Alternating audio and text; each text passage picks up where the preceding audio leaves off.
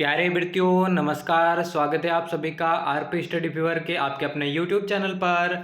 तो आज की क्लास में दोस्तों हम बात करने वाले हैं बीएसटीसी 2024 की परीक्षा के लिए राजस्थान जीके के वेरी इंपॉर्टेंट प्रश्नों के ऊपर। जी हाँ दोस्तों, आपको मालूम है अगर आपको पहली ही बार में बीएसटीसी 2024 के अंदर दोस्तों मैक्सिमम नंबर्स के साथ सिलेक्शन लेना है तो अभी से आपको तैयारी शुरू करनी पड़ेगी।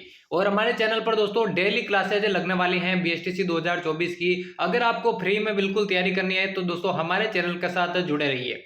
आज की क्लास में भी दोस्तों बीएसटीसी 2024 के लिए हम राजस्थान जीके के ऐसे इंपॉर्टेंट प्रश्नों को लेकर आए हैं जो कि सीधे एग्जाम के अंदर पूछे जाते हैं। तो आज की क्लास को आपको एंड तक वॉच करना है और एंड में बताना है दोस्तों कितने प्रश्न आज की क्लास से आपको जो है सही होते हैं। तो बिना किसी देर के आज के महत्वपूर्ण प्रश्नों की क्लास को शुरू करते हैं। पहला क्वेश्चन आपसे पूछा गया है, अखिल भारतीय देशी लोक परिषद की स्थापना कब हुई थी? आपके सामने ऑप्शन है 1918, 1919, 1920 या फिर 1921। सभी अभ्यर्थियों को कमेंट बॉक्स में आंसर बताते रहना है।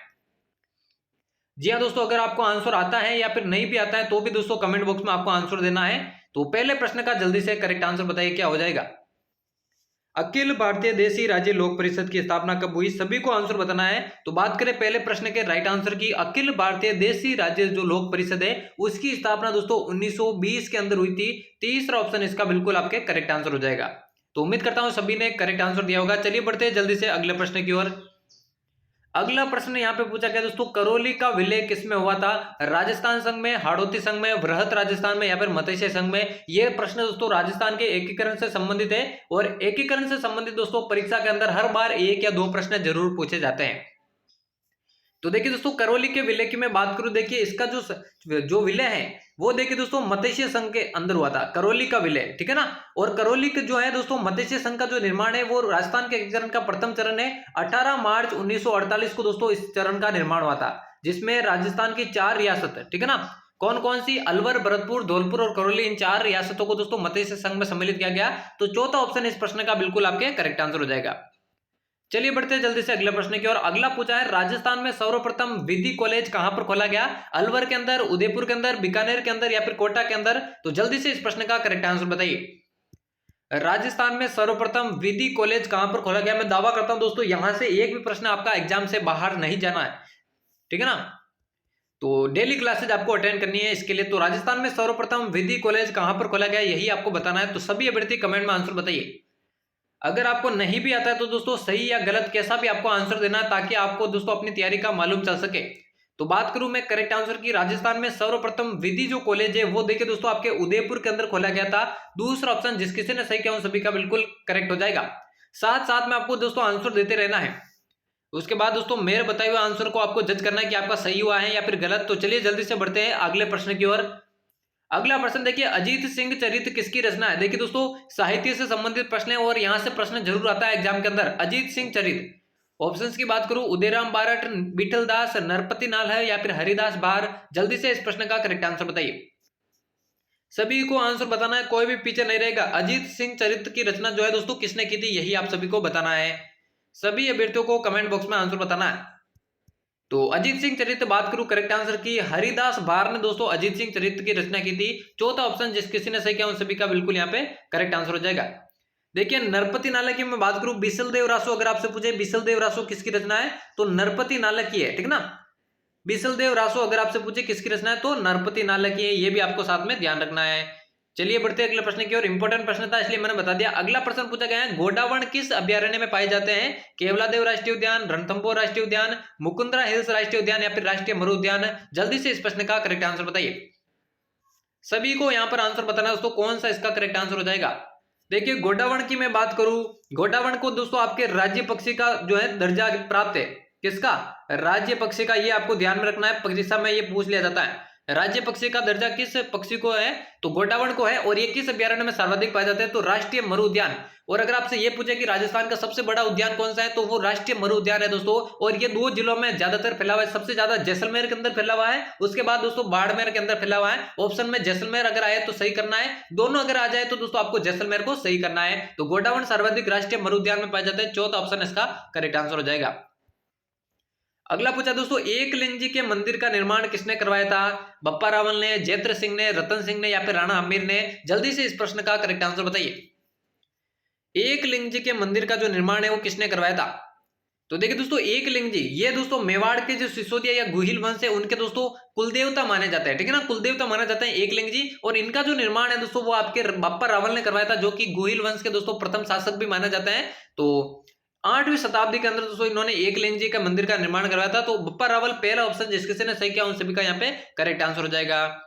अगला देखिए, अगला पूछा है नागरीदास के उपनाम से किसे जाना जाता है? किशन सिंह को, सावन सिंह को, अमर सिंह को या फिर संग्राम सिंह को? सभी को यहाँ पर आंसर बताना है। साथ साथ में सभी अभ्यर्थियों को आंसर बताते रहना है ताकि आपको अपनी तैयारी का मालूम चल सके। सभी को यहाँ पर आंसर बताना है, कोई भी पीछे नहीं रहेगा। नागरीदास के उपनाम से, राजस्थान की इस चित्रशला में भी आप मान सकते हैं, वहां से यह प्रश्न लिया गया है। तो देखिए दोस्तों नागरीदास के उपनाम से आपके दोस्तों सावन सिंह को जाना जाता है, जो कि किशनगढ़ शैली से संबंधित है। आपसे प्रश्न पूछा जा सकता है, तो दूसरा ऑप्शन इसका बिल्कुल करेक्ट आंसर हो जाएगा। अगला प्रश्न देखिए, और क्लास आप सभी को कैसी लग रही है कमेंट बॉक्स में जरूर बताएगा। क्लास को लाइक कर देना, अभी तक लाइक नहीं किया है। तो अगला प्रश्न पूछा गया है गागरोन का किला किन नदियों पर स्थित है?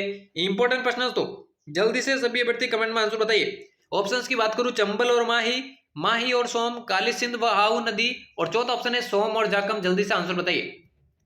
गागरोन का किला, देखिए गागरोन के किले अगर आपसे पूछे राजस्थान का एकमात्र जल दुर्ग, एकमात्र तो नहीं कह सकते लेकिन सर्वाधिक जो सबसे श्रेष्ठ जो जल दुर्ग है वो गागरोन का है। इसके अलावा दोस्तों दो और दुर्ग है जो जल दुर्ग है, एक भैंसरोडगढ़ का दुर्ग और दूसरा दोस्तों शेरगढ़ दुर्ग। ये दोनों ही दोस्तों आपके जल दुर्ग है। इसके अलावा सर्वश्रेष्ठ जो दुर्ग है वो गागरोन का किला है, जो कि दोस्तों आपके कौन सा जल दुर्ग की श्रेणी में आता है, जो कि झालावाड़ जिले के अंतर्गत है। और नदियों की बात करूं, काली सिंध और आहू नदियों के संगम पर स्थित है। यह भी आपको ध्यान में रखना है। उम्मीद करता हूं सभी ने सही आंसर दिया होगा। अगला देखिए, अगला पूछा है झालरापाटन का सूर्य मंदिर कहां पर स्थित है? चित्तौड़गढ़ में, उदयपुर में, प्रतापगढ़ में या फिर झालावाड़ के अंदर? जल्दी से इस प्रश्न का करेक्ट आंसर बताइए। सभी को यहां पर आंसर बताना। देखिए प्रत्येक प्रश्न का मैं एक्सप्लेनेशन भी कर रहा हूं, जिससे दोस्तों सारे प्रश्न आपके जो है यहां पे समाधान हो जाए। झालरापाटन का सूर्य मंदिर, सभी को यहां पर आंसर बताना है। सभी अभ्यर्थी कमेंट में आंसर बताते रहिए। तो देखिए दोस्तों झालरापाटन का जो सूर्य मंदिर है वो देखिए आपके कहां पर स्थित है? झालावाड़ के अंदर स्थित है, ठीक है ना। कहां स्थित है? झालावाड़ के अंदर स्थित है। और ये दोस्तों 7 सहेलियों का मंदिर भी कहलाता है। आपसे प्रश्न में पूछा जा सकता है 7 सहेलियों का मंदिर किसे कहते हैं? तो झालरापाटन का मंदिर है। और इसकी सबसे बड़ी जो विशेषता है वो देखिए दोस्तों सप्तरथ विशेषता है, ठीक है ना। एग्जाम में ये प्रश्न पूछा है इसलिए मैं बता रहा हूं। तो चलिए बढ़ते हैं जल्दी से अगले प्रश्न की ओर। अगला है बीरबल सिंह का संबंध किस संगठन से था? बीरबल सिंह का इंपॉर्टेंट प्रश्न परीक्षा में आया हुआ है।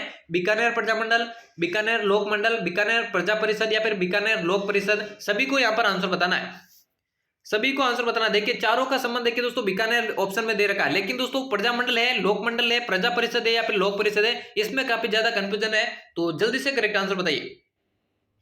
तो बीरबल सिंह का जो संबंध है, बात करूं करेक्ट आंसर की, बीकानेर प्रजा परिषद से है। तीसरा ऑप्शन इसका करेक्ट आंसर हो जाएगा। बीएसटीसी 2024 की तैयारी करने वाले सभी अभ्यर्थी चैनल को सब्सक्राइब कर दें, क्योंकि डेली क्लासेज यहाँ पे लगने वाली हैं।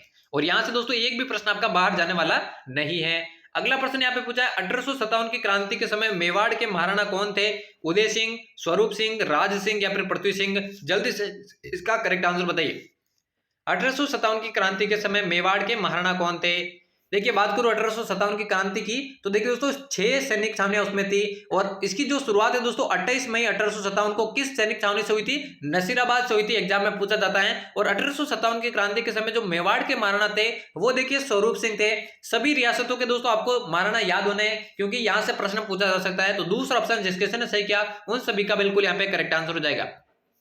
अगला देखिए, अगला पूछा गया लोहागढ़ दुर्ग का निर्माण कब हुआ था? 1734 में, 1735 में, 1733 में या फिर 1736 में? जल्दी से इसका करेक्ट आंसर बताइए। सभी को यहां पर आंसर बताना, कोई भी पीछे नहीं रहेगा।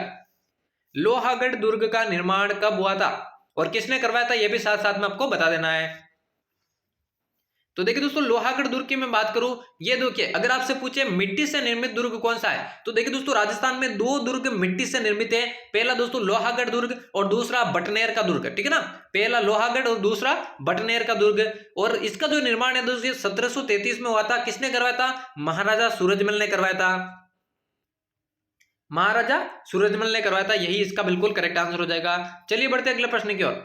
अगला पूछा है किस शैली में राव उमेद सिंह को शिकार करते हुए दिखाया गया है? जल्दी से इसका करेक्ट आंसर बताइए।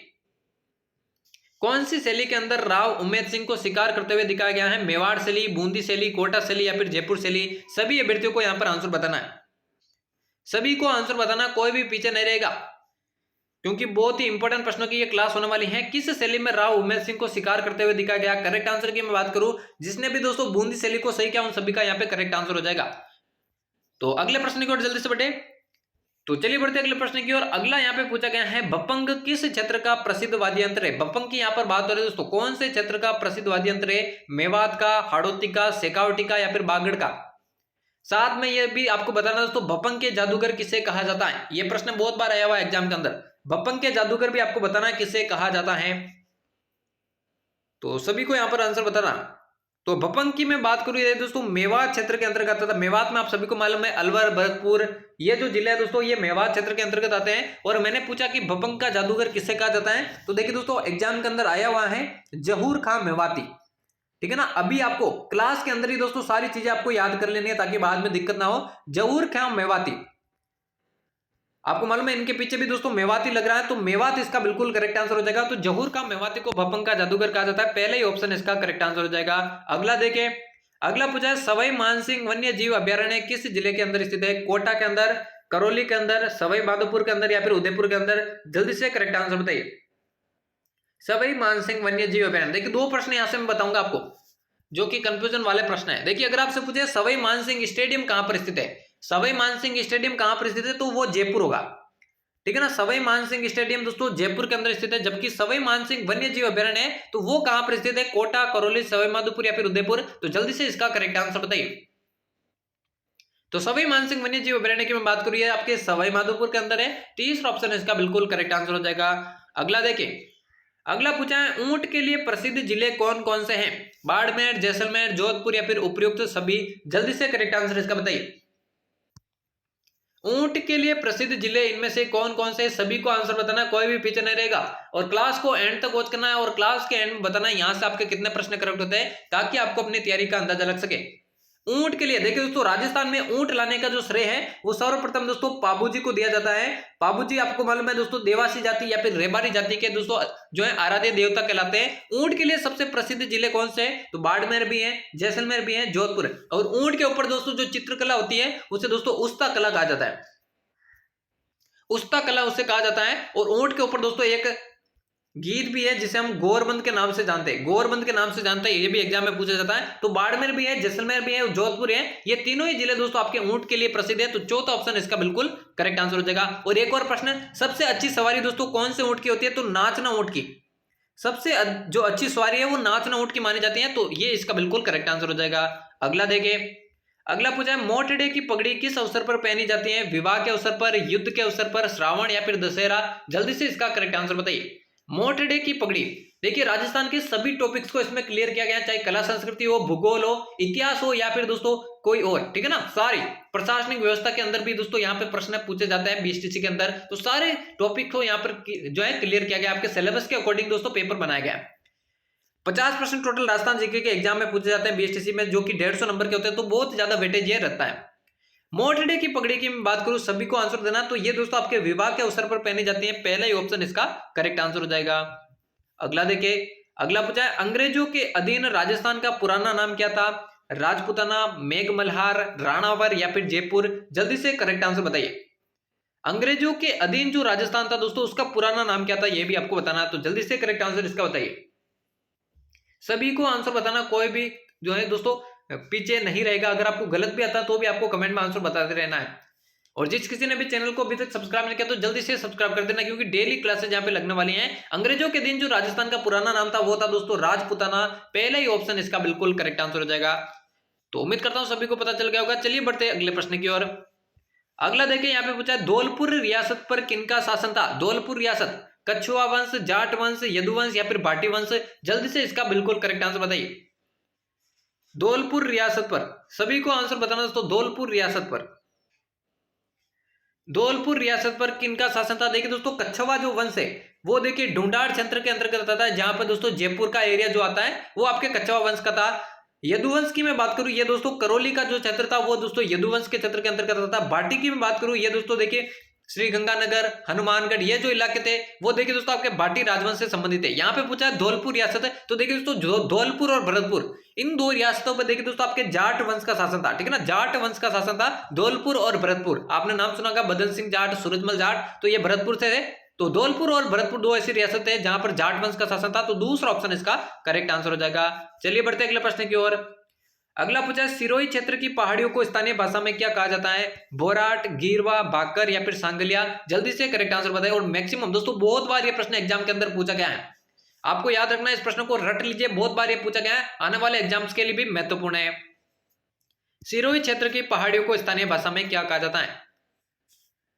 तो जल्दी से करेक्ट आंसर बताइए। देखिए गीरवा की मैं बात करूं, सीकर की पहाड़ियों को कहा जाता है, ठीक है ना, सीकर की पहाड़ियों को कहा जाता है। सिरोही क्षेत्र की जो पहाड़ियां उनको स्थानीय भाषा में भाकर नाम से जाना जाता है। तीसरा ऑप्शन इसका बिल्कुल करेक्ट आंसर हो जाएगा। आपको मालूम दोस्तों राजस्थान की 3 पर्वत चोटियां जो है गुरु शिखर, शेर और जरगा, ये तीनों दोस्तों जो टॉप है वो तीनों ही दोस्तों सिरोही के अंदर स्थित है, और यहाँ की जो पहाड़ियों को स्थानीय भाषा में भाकर नाम से जाना जाता है।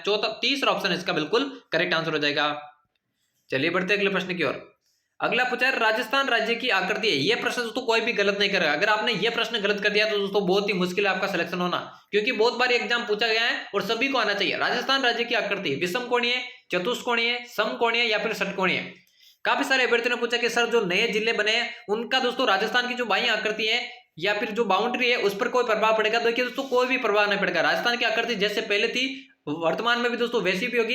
जिलों के रूपांतरण या जिलों में बदलाव होने के कारण दोस्तों इसके आंतरिक भाग में थोड़ा परिवर्तन हुआ, आंतरिक जिलों की जो सीमाएं हैं उनमें जो थोड़ा परिवर्तन होगा, लेकिन बाहरी आकृति में कोई भी दोस्तों चेंज नहीं होने वाला है। तो राजस्थान की आकृति पहले भी विषम कोणीय चतुर्भुज के समान थी और अभी भी दोस्तों विषम कोणीय चतुर्भुज के समान ही होगी। तो पहला ऑप्शन जिस किसी ने सही किया उन सभी का यहाँ पर करेक्ट आंसर हो जाएगा।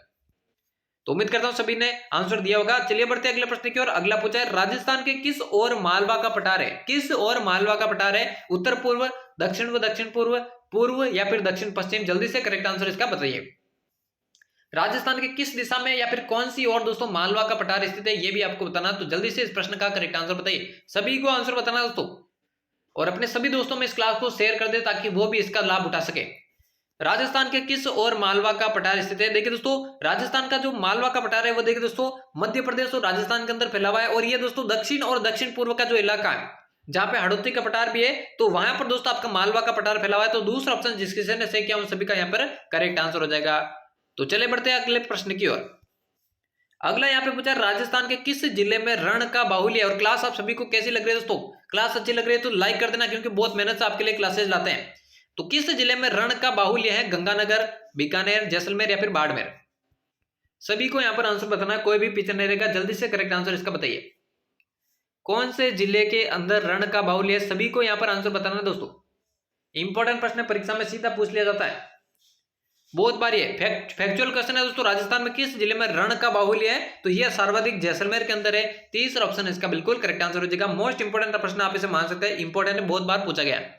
चलिए बढ़ते हैं अगले प्रश्न की ओर। अगला पूछा है राजस्थान का निम्न में से कौन सा अत्यधिक नम क्षेत्र है? अत्यधिक नम क्षेत्र इनमें से कौन सा है? हाड़ौती, मेवात, बांगड़ या फिर बांसवाड़ा? जल्दी से सभी अभ्यर्थी करेक्ट आंसर बताइए इसका। राजस्थान का सर्वाधिक नम क्षेत्र कौन सा है, यही आपको बताना है। इंपॉर्टेंट प्रश्न है दोस्तों, इंपॉर्टेंट प्रश्न है, सभी को यहां पर आंसर बताना है। देखिए हाड़ौती की मैं बात करूं, ये दोस्तों अति आर्द्र जलवायु का हिस्सा है, अति आर्द्र जलवायु का हिस्सा है, और इसी कारण दोस्तों ये राजस्थान का सर्वाधिक नम क्षेत्र है। सर्वाधिक नम क्षेत्र है हाड़ौती। हाड़ौती की मैं बात करूं 4 जिले इसके अंतर्गत आते हैं, कोटा, बूंदी, झालावाड़ और बारां। ये 4 जिले दोस्तों यहां पर आते हैं। और राजस्थान में सर्वाधिक नदियों वाला जो संभाग है दोस्तों वो आपके जो है कोटा संभाग ही है। तो पहला ऑप्शन इसका बिल्कुल आपके करेक्ट आंसर हो जाएगा। तो चलिए बढ़ते हैं अगले प्रश्न की ओर। अगला यहाँ पे पूछा है राजस्थान की सबसे पवित्र झील कौन सी है? सिलीसेट झील, फतेहसागर झील, बालसमंद झील या फिर पुष्कर झील? सभी अभ्यर्थियों को कमेंट बॉक्स में आंसर बताना। इंपॉर्टेंट प्रश्न सीधा पूछ लिया जाता है, इतना हार्ड प्रश्न नहीं है, लेकिन दोस्तों जल्दी जल्दी भी अभ्यर्थी से जो है गलत कर देते हैं। तो देखिए दोस्तों राजस्थान की सबसे पवित्र झील, देखिए सिलीसेट झील की मैं बात करूं ये आपके अलवर के अंदर स्थित है, अलवर के अंदर स्थित है। फतेहसागर की मैं बात करूं ये आपके उदयपुर के अंदर स्थित है। बालसमंद की मैं बात करूं ये जोधपुर के अंदर स्थित है। और राजस्थान की सबसे पवित्र झील के बारे में पूछा गया है तो यहाँ पर दोस्तों पुष्कर के अंदर स्थित है। पुष्कर आपके अजमेर के अंदर है, और यहीं पर दोस्तों आपके सावित्री माता का मंदिर बना हुआ है और ब्रह्मा जी का मंदिर भी बना हुआ है। ये भी आपको साथ साथ में ध्यान में रखना है। तो राजस्थान की सबसे पवित्र झील कौन सी है? तो पुष्कर झील आपका इसका बिल्कुल करेक्ट आंसर हो जाएगा। अगला देखें, अगला पूछा कर्क रेखा को 2 बार पार करने वाली नदी कौन सी है? चंबल नदी, माही नदी, लूणी नदी या फिर बनास नदी? जल्दी से इसका करेक्ट आंसर बताइए। कर्क रेखा को 2 बार पार करने वाली नदी इनमें से कौन सी है, यही आपको बताना है। सभी को यहां पर आंसर बताना, कोई भी पीछे नहीं रहेगा। कर्क रेखा को 2 बार पार करने वाली नदी, देखिए दोस्तों कर्क रेखा की मैं बात करूं दोस्तों, दो जिलों के अंदर से गुजरती है, पहला डूंगरपुर और बांसवाड़ा।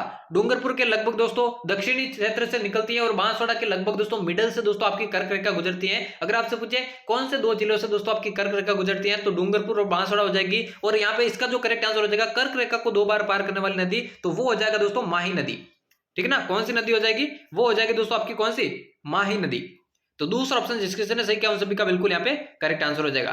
माही नदी देखिए दोस्तों उत्तर से बहती है, फिर दोस्तों यहाँ पे दोस्तों लेफ्ट साइड जाती है, फिर नीचे की ओर आती है, तो उत्तर से वापस दक्षिण की ओर ये नदी आती है। माही नदी के बारे में ये पूछा जाता है, तो दूसरा ऑप्शन इसका बिल्कुल करेक्ट आंसर हो जाएगा। चलिए बढ़ते हैं जल्दी से अगले प्रश्न की ओर।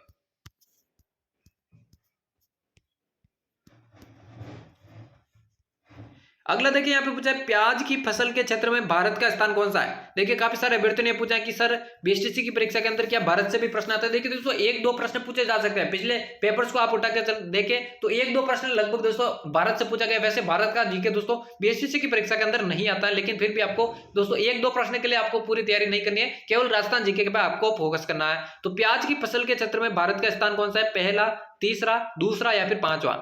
सभी को यहाँ पर आंसर बताना, कोई भी पीछे नहीं रहेगा। प्याज की फसल के क्षेत्र में भारत का स्थान, ऐसे प्रश्न दोस्तों स्थानों के बारे में दोस्तों यहाँ पे प्रश्न पूछे जाते हैं एग्जाम के अंदर और काफी सारे अभ्यर्थी गलत कर देते हैं। तो प्याज की फसल के क्षेत्र में भारत का जो स्थान है वो देखिए दोस्तों पहला स्थान है, पहला ही ऑप्शन इसका बिल्कुल करेक्ट आंसर हो जाएगा। उम्मीद करता हूं सभी ने यहाँ पे करेक्ट आंसर दिया होगा। तो चलिए बढ़ते हैं जल्दी से अगले प्रश्न की ओर। अगला पूछा है चीतल किस जिले में पाया जाता है। चीतल जो सर्वाधिक कौन से जिले के अंदर पाया जाता है, जयपुर, प्रतापगढ़, भरतपुर या फिर उदयपुर। जल्दी से इसका करेक्ट आंसर बताइए। चीतल जो है कौन से जिले में सर्वाधिक पाया जाता है, यही आपको बताना है। तो देखिए दोस्तों चीतल की मैं बात करूं, देखिए उड़न गिलेरिया, अगर आपसे पूछे उड़न गिलेरिया कहां पर पाए जाते हैं, तो सीता माता प्रतापगढ़ के अंदर सर्वाधिक उड़न गिलेरिया पाई जाती है। जबकि चीतल की मैं बात करूं तो देखिए सर्वाधिक जो चीतल है वो भरतपुर के अंदर पाई जाती है। तीसरा ऑप्शन जिस किसी ने सही किया उन सभी का बिल्कुल यहाँ पे करेक्ट आंसर हो जाएगा। चलिए बढ़ते हैं जल्दी से अगले प्रश्न की ओर। अगला देखिए यहाँ पे पूछा राजस्थान में प्रत्यार वंश के संस्थापक हरिश्चंद्र की राजधानी कौन सी थी। सबसे पहले तो आपको यही ध्यान में रखना कि प्रत्यार वंश के संस्थापक राजस्थान के अंदर कौन थे, तो वो थे दोस्तों हरिश्चंद्र। अब यहाँ पे पूछा गया इनकी राजधानी कौन सी थी, भीनमाल, मेड़ता, मंडोर या फिर जालोर। जल्दी से इस प्रश्न का करेक्ट आंसर बताइए। हरिश्चंद्र की राजधानी जो कि दोस्तों प्रत्यार वंश के संस्थापक थे, उनकी राजधानी के बारे में आपको बताना है।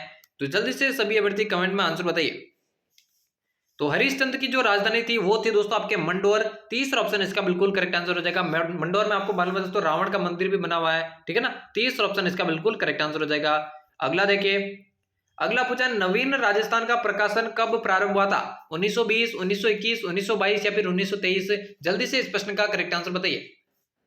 नवीन राजस्थान का प्रकाशन कब प्रारंभ हुआ। नवीन राजस्थान के बारे में आपको मालूम होगा दोस्तों, तरुण राजस्थान का ये भाग है। पहले तरुण राजस्थान था, उसके बाद दोस्तों इसका प्रकाशन जो है नवीन राजस्थान के नाम से हुआ ना। तो इसका जो प्रकाशन है कब हुआ था, 1920, 1921, 1922 या फिर 1923। सभी को यहाँ पर आंसर बताना, कोई भी पीछे नहीं रहेगा।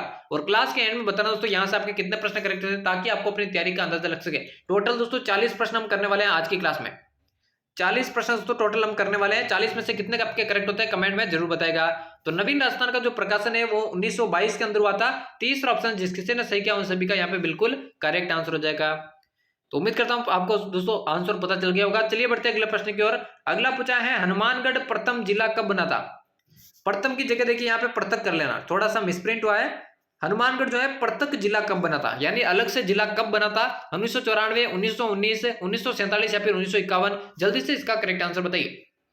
इंपॉर्टेंट प्रश्न है दोस्तों, देखिए सभी जिलों का आपको ध्यान में नहीं रखना, लेकिन कुछ इंपॉर्टेंट जिले हैं जिनके बारे में आपको ध्यान में रखना है। तो हनुमानगढ़ के बारे में आपसे पूछा गया है दोस्तों पृथक जिला ये कब बना था। तो बात करूं करेक्ट आंसर की, ये पृथक जिला देखिए 1994 के अंदर बना था। पहला ऑप्शन जिस किसी ने सही किया उन सभी का यहाँ पे करेक्ट आंसर हो जाएगा।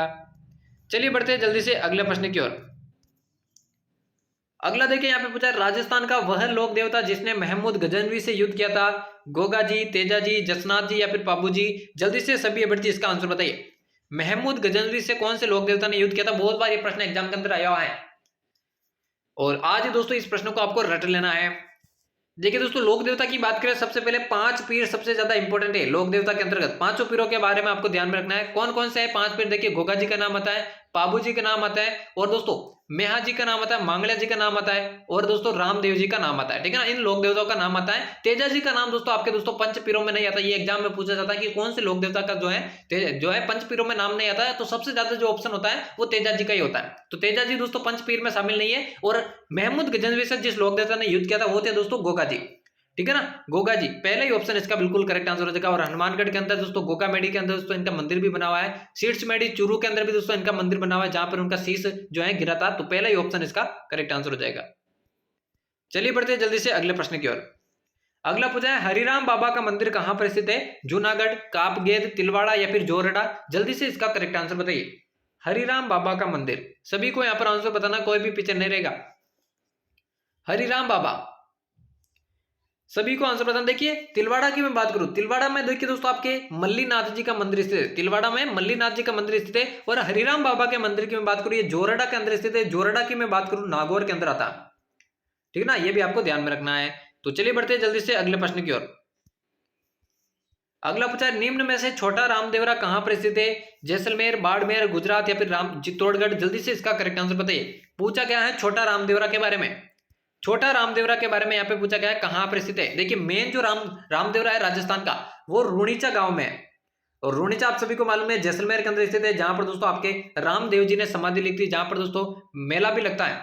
मेला भी लगता है रामदेव जी का। छोटा रामदेवरा के बारे में यहाँ पे पूछा गया, ये दोस्तों आपके गुजरात के अंदर स्थित है। गुजरात के अंदर छोटा रामदेवरा स्थित है। तीसरा ऑप्शन इसका करेक्ट आंसर हो जाएगा। अगला प्रश्न देखिए। अगला पूछा है आशापुरा देवी किस वंश की कुलदेवी है? लोक देवी से संबंधित प्रश्न है, एग्जाम में पूछा जाता है। यहां से एक प्रश्न, खींची चौहान, खींची वंश, गोहिल वंश, सोनगरा चौहान या फिर राठौड़ वंश? जल्दी से इसका करेक्ट आंसर बताइए। देखिए दो देवियां होती है, एक तो देखिए दोस्तों कुल देवी होती है जो कि पूरे कुल की एक ही होती है। एक दोस्तों आराध्य देवी या इष्ट देवी होती है जो कि अलग अलग शाखाओं की दोस्तों अलग भी बन सकती है। तो कुल देवी एक ही होती है। तो आशापुरा देवी दोस्तों कौन से वंश की कुल देवी है? जल्दी से करेक्ट आंसर बताइए। आशापुरा की माता की मैं बात करूं, नाडोल पाली के अंदर दोस्तों इनका मंदिर बना हुआ है। नाडोल पाली के अंदर दोस्तों इनका मंदिर बना हुआ है आशापुरा माता का। तो आशापुरा देवी दोस्तों आपके सोनगरा चौहान की कुलदेवी है। तीसरा ऑप्शन इसका करेक्ट आंसर हो जाएगा। अगला देखिए। अगला प्रश्न यहाँ पे पूछा है वजीर की कोठी किस दुर्ग में स्थित है? इंपॉर्टेंट प्रश्न है। लोहागढ़, जैसलमेर, लालगढ़ या फिर मेहरानगढ़? जल्दी से करेक्ट आंसर बताइए। वजीर की कोठी कला व संस्कृति में देखिए दोस्तों आप इसे दुर्ग की श्रेणी में भी ले सकते हैं और दोस्तों प्रमुख इमारतें वगैरह उनमें भी ले सकते हैं। वजीर की कोठी के बारे में आपसे पूछा गया कौन से दुर्ग के अंदर स्थित है? वजीर की कोठी, देखिए करेक्ट आंसर की मैं बात करूं, लोहागढ़ दुर्ग के अंदर दोस्तों आपके वजीर की कोठी स्थित है। इसके अलावा दोस्तों गंगा मंदिर भी दोस्तों आपके लोहागढ़ दुर्ग के अंदर भी स्थित है। ये भी आपको ध्यान में रखना है। तो वजीर की कोठी आपके लोहागढ़, पहला ही ऑप्शन इसका करेक्ट आंसर हो जाएगा। चलिए बढ़ते अगले प्रश्न की ओर। अगला पूछा है मुसलमानों की गंगा किस झील को कहा जाता है? जयसमंद झील, राजसमंद झील, पुष्कर झील और आनासागर झील? जल्दी से करेक्ट आंसर इसका बताइए। मुसलमानों की गंगा, देखिए ये प्रश्न आपने पहले कभी नहीं पढ़ा होगा। मुसलमानों की गंगा, हो सकता है दोस्तों सभी अभ्यर्थी दोस्तों कुछ अभ्यर्थी इसका आंसर गलत भी दे दे, तो आपको टेंशन लेने की जरूरत नहीं, क्योंकि दोस्तों बिल्कुल नया प्रश्न है, पहले आपने नहीं पढ़ा होगा, लेकिन अब आपको ध्यान में रखना। मुसलमानों की जो गंगा है वो देखिए दोस्तों आनासागर झील को कहा जाता है। आनासागर झील बिल्कुल आपके अजमेर के अंदर स्थित है। अजमेर के अंदर आनासागर झील स्थित है। और अरुणोजी ने दोस्तों इसका निर्माण करवाया था। तो चौथा ऑप्शन इसका बिल्कुल आपके करेक्ट आंसर हो जाएगा। तो उम्मीद करता हूं सभी ने आंसर पता चल गया होगा। चलिए बढ़ते हैं जल्दी से अगले प्रश्न की ओर। अगला यहाँ पे पूछा है राज्य की प्रथम महिला विधानसभा अध्यक्ष कौन थी? प्रतिभा पाटिल, सुमित्रा सिंह, वसुंधरा राजे या फिर विजया राजे? जल्दी से सभी अभ्यर्थी कमेंट में आंसर बताइए इसका। राज्य की प्रथम महिला विधानसभा अध्यक्ष, देखिए विधानसभा की राजस्थान के अंदर सीटें पूछे तो टोटल 200 है, और इसके प्रथम विधानसभा अध्यक्ष अगर आपसे पूछे तो नरोत्तम लाल जोशी आपके प्रथम विधानसभा अध्यक्ष है। यहाँ पे प्रथम महिला विधानसभा अध्यक्ष के बारे में आपसे पूछा गया है। तो देखिए दोस्तों राजस्थान की प्रथम महिला अगर आपसे विधायक पूछे तो विधायक हो जाएगी दोस्तों यशोदा देवी। पर राजस्थान की प्रथम महिला जो विधायक है वो यशोदा देवी हो जाएगी। जबकि प्रथम महिला विधानसभा अध्यक्ष के बारे में अगर आपसे पूछे तो वो हो जाएगी दोस्तों आपकी सुमित्रा सिंह। तो दूसरा ऑप्शन जिसने सही किया उन सभी का बिल्कुल करेक्ट आंसर हो जाएगा। चलिए बढ़ते अगले प्रश्न की ओर। अगला पूछा है राजस्थान में कौन सी जलवायु नहीं पाई जाती है? इंपॉर्टेंट प्रश्न दोस्तों यहां से पूछा जाता है। राजस्थान की ज्योग्राफी से संबंधित यह प्रश्न है। राजस्थान में इनमें से कौन सी जलवायु नहीं पाई जाती है? शुष्क जलवायु, अर्ध शुष्क, आर्द्र या फिर ध्रुवीय? जल्दी से इस प्रश्न का करेक्ट आंसर बताइए। राजस्थान में कौन सी जलवायु इनमें से नहीं पाई जाती है, यही आप सभी को बताना है। तो देखिए दोस्तों, शुष्क जलवायु पाई जाती है, अर्ध शुष्क पाई जाती है, आर्द्र पाई जाती है। लेकिन दोस्तों राजस्थान में जलवायु का कोई भी प्रकार ध्रुवीय नहीं है, यानी इस प्रकार की कोई भी जलवायु नहीं पाई जाती है। चौथा ऑप्शन इसका बिल्कुल करेक्ट आंसर हो जाएगा। और बीएसटीसी 2024 की परीक्षा के लिए दोस्तों आज की क्लास का ये अंतिम प्रश्न होने वाला है। 40 में से दोस्तों टोटल आपके कितने करेक्ट होते हैं कमेंट बॉक्स में जरूर बताएगा, ताकि आपको अपनी तैयारी का अंदाजा लग सके। तो अंतिम प्रश्न है दोस्तों, रणकपुर का जैन मंदिर का वास्तुकार कौन था? जो आर्किटेक्ट था दोस्तों रणकपुर जैन मंदिर का, वो कौन था? देपा, मंडन, जेता या फिर वास्तुपाल? जल्दी से करेक्ट आंसर बताइए। सभी को यहाँ पर आंसर बताना। देखिए मंडन की बात करूँ, ये आपके कुंभलगढ़ दुर्ग का शिल्पी था, कुंभलगढ़ दुर्ग का शिल्पी था। और रणकपुर जैन मंदिर के बारे में आपसे पूछा गया, इसका जो वास्तुकार था दोस्तों वो था आपका देपा।